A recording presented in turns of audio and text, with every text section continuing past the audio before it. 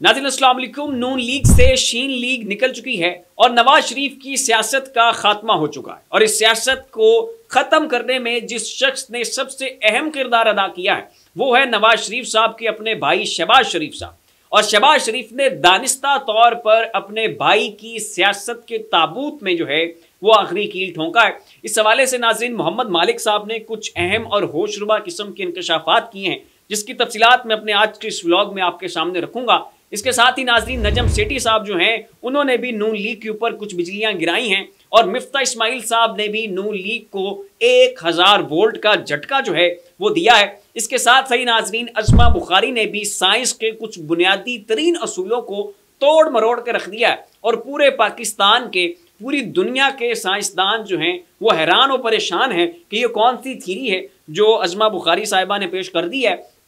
इसके साथ ही नाज़रीन सेनेट के इंतखाबात के हवाले से भी कुछ अहम तरीन डिटेल्स हैं जो आपके साथ शेयर करेंगे, लेकिन उससे पहले आपसे रिक्वेस्ट है कि इस चैनल को सब्सक्राइब करें, साथ जो बेल आइकन है उसके ऊपर भी ज़रूर क्लिक कीजिएगा ताकि वो तमाम तर खबरें जिनकी कवरेज मेन स्ट्रीम मीडिया के ऊपर नहीं हो रही है वो आपको इस एक प्लेटफॉर्म के ऊपर मिल सके। तो नाज़रीन इसहाक डार के हवाले से मिफ्ता इस्माइल साहब ने एक टॉक शो में बैठकर ये इंकशाफ किया है कि इसहाक डार गरीदा फारूकी और डॉक्टर दानिश से ये कहते थे कि वो मेरे खिलाफ ट्वीट्स करें और मेरे खिलाफ टॉक शोज करें। और इसके साथ साथ यूरोप के चंद सहाफ़ियों को और पाकिस्तान के अखबारों को बाकायदा पैसा दिया जाता था। इसहाक डार साहब उनकी फंडिंग करते थे ताकि मेरे खिलाफ जो है वो बाकायदा तौर पर एक मुनज़्ज़म साजिश की जाए और मेरी किरदार कुशी जो है वो की जाए और उसके साथ साथ मेरी सलाहियतों के ऊपर जो है वो सवालात उठाए जाएं। ये नाज़रीन कहना था मिफ्ता इस्माइल साहब का। उसके बाद नाज़रीन अज़मा बुखारी साहब उन्होंने कुछ साइंस के ऐसे असूल पेश किए हैं जिसके ऊपर आइंस्टाइन शर्मिंदा हो चुके हैं, न्यूटन शर्मिंदा हो चुका है। और नाज़रीन उनका ये कहना है कि मरियम नवाज साहिबा जिस हेलीकॉप्टर के ऊपर वज़ीर आला हाउस आती हैं उसका जो खर्च है पर किलोमीटर वो सिर्फ और सिर्फ 50 रुपए है। अब एक जो लैंड क्रूजर होती है ना नाज़रीन, एक जो लैंड क्रूजर गाड़ी है उसकी एवरेज भी जो है इससे कई गुना अच्छी होती है।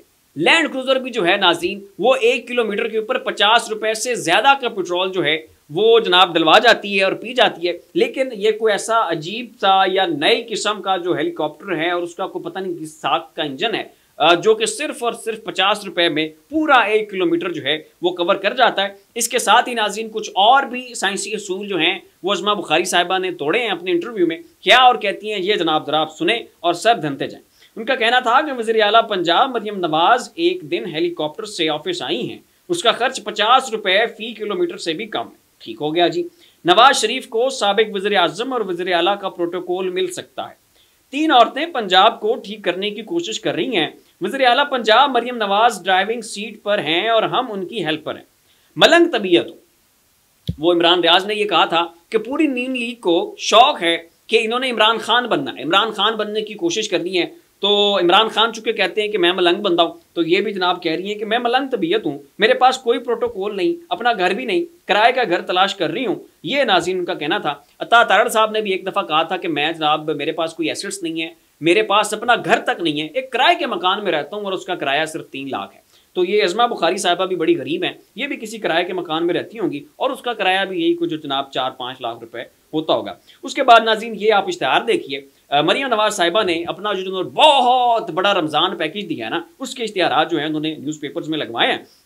वैसे जो आटा गरीब लोगों में तकसीम हुआ है उसमें चौकर भी मिला हुआ था, उसमें मट्टी भी मिली हुई थी और इंतहाई गैर मेयारी किस्म का आटा जो है वो लोगों में तकसीम किया गया और उस इतने 3rd क्लास किस्म के आटे को लेने के लिए लोग घंटों लाइनों में लगे और फिर वो जो आटा उन्हें मिला वो भी खाने लायक नहीं था और एक जानवर जो है शायद वो भी वो आटा जो है वो खाना पसंद नहीं करेगा।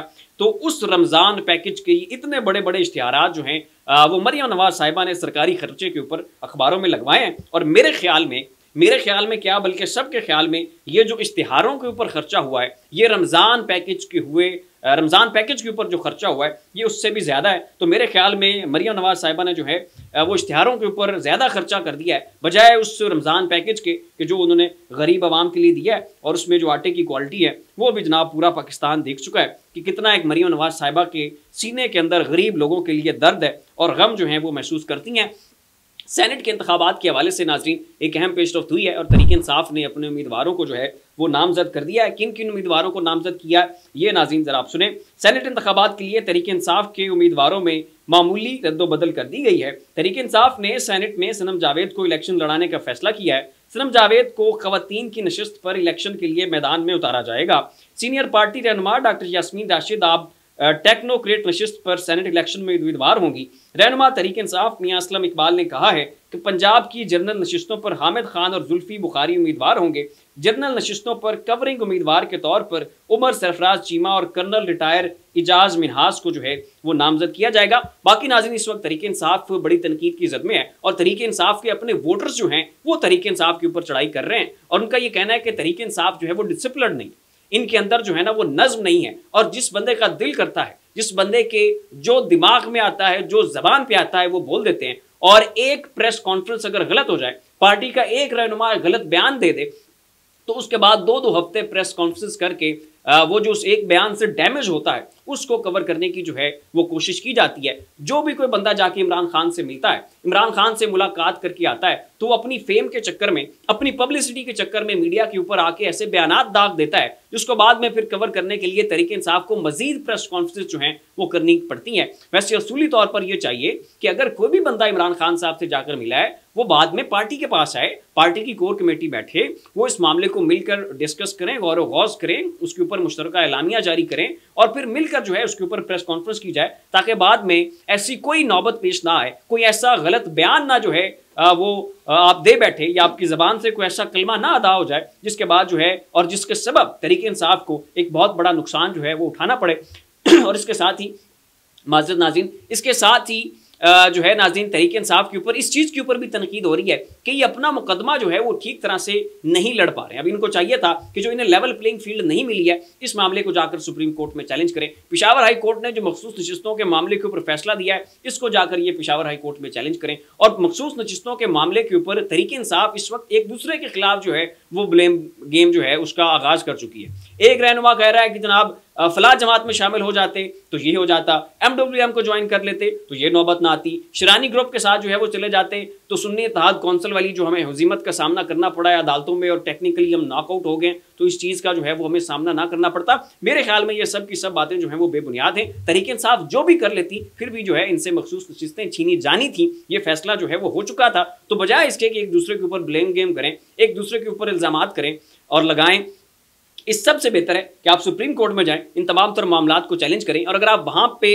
इंसाफ लेने में नाकाम हो जाते हैं तो जजेस के खिलाफ अदम एतमाद की तहरीक चलाएं, वकला को साथ लें और पूरे मुल्क में जो है वो अपनी मूवमेंट चलाएं। तो ये वो चंद एक पॉइंट्स हैं कि जिसके ऊपर जो है इस वक्त तहरीक इंसाफ बहुत बुरी तरह से लैग कर रहे हैं। इसके बाद नाज़रीन मोहम्मद मालिक साहब ने कुछ होशरुबा किस्म के इंकशाफात किए हैं। मैं चाहता हूँ पहले उनके एग्जैक्ट वर्ड जो है आपको पढ़ के सुनाऊँ और उसके साथ साथ जो है इसके ऊपर मजीद जो तजिया और तबसरा जो है वो करेंगे।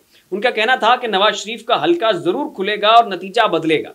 नवाज शरीफ साहब का जो हल्का है NA 130 वो जरूर खुलेगा और उसका जो नतीजा है वो बदला जाएगा और नवाज शरीफ साहब को हराया जाएगा। मजीद उनका कहना था कि इस वक्त नून लीग और नवाज शरीफ को मजबूत करना दो अलग बातें हैं।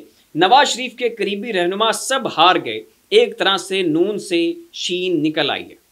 अब नाज़रीन उनका यह कहना है कि नून लीग को मजबूत करना एक मुख्तलिफ चीज़ है, नवाज शरीफ को मजबूत करना एक मुख्तलिफ चीज़ है। और उसके इस हवाले से मजीद उनका ये कहना था कि वो तमाम तर रहनुमा नून लीग के जो कि नवाज शरीफ के करीब हुआ करते थे, जो कि एंटी शहबाज थे और वो एंटी स्टैब्लिशमेंट लाइन को टो किया करते थे, उनको दानिस्ता तौर पर जानबूझ के हरवा दिया गया। उसमें राना सनाउल्लाह शामिल है, उसमें साद रफीक शामिल है, उसमें जावेद लतीफ़ शामिल हैं और उसमें तलाल चौधरी साहब शामिल हैं।